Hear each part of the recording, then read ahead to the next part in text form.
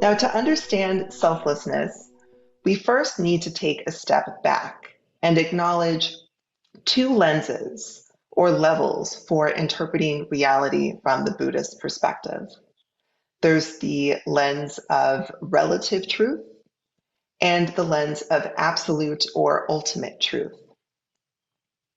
Now, relative truth refers to that which is true dependent upon conditions, or in other words, that which is true in context.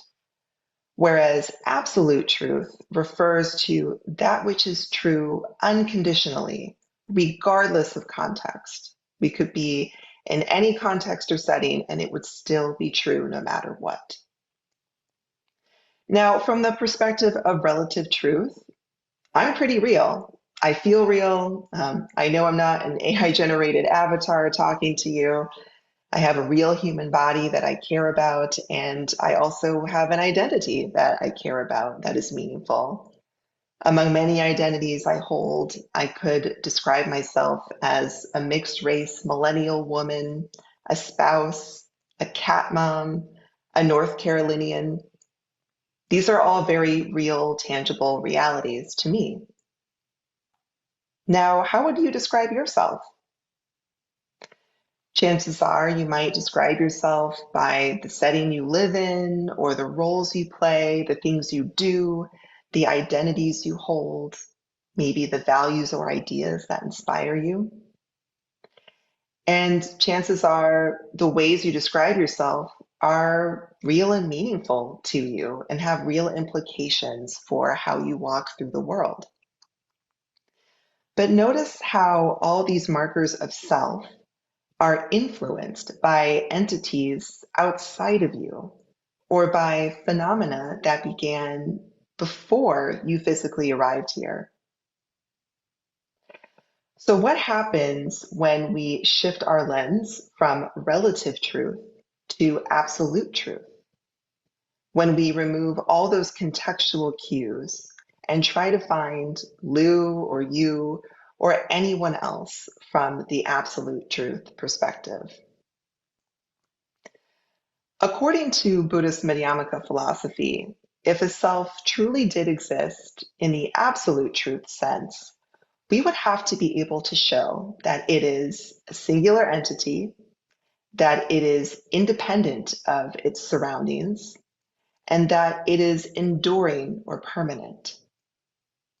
And when we go looking for this type of singular, independent, permanent entity, when we try to find something to point to hold on to say, that's it, that's the self, it gets a bit tricky. That's because the self makes a lot of sense from the relative truth perspective, but from the absolute truth perspective, it just doesn't quite compute. Like, let's try to find it.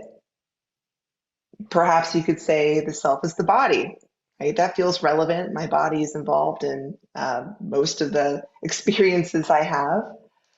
Well, let's revisit those three aspects. Is the body singular?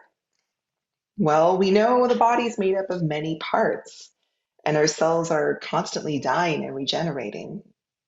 So, which part of the body is me truly? If I cut my hair, I do lose a part of me, but am I not still me? Which then raises the question, which parts of me make up the true essence of me? Is it my face? Is it my DNA? So we see the body doesn't quite qualify as a singular entity. The next question we could explore in contemplation would be, is the body independent of other causes and conditions? Well, how did we get here? We didn't just leap into existence. Causes and conditions had to come together for us to be born and for us to hold on to the identities that we live with today. Also, what happens to the body if we lose access to the food, water, air that sustains us? So we see the body doesn't qualify as independent of other causes and conditions. And then we could ask ourselves, is the body permanent? Remember that impermanence is the mark of existence that Ethan discussed previously. So we see that that's not the case. We know in 100 years we won't be here, and in a million years there may be no record of our existence, individually or humanity as a whole. Well, I could continue the contemplation and say, well, maybe we're more than our bodies, maybe we're our thoughts and our memories. Well, where do memories exist? Can you capture a thought in your hands? If I placed all of your thoughts and memories in a different body, would that still truly be you?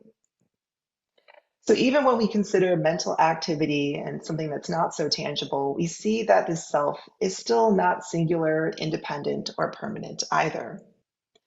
And this is an intriguing contemplative exercise we could really spend a lot of time playing out.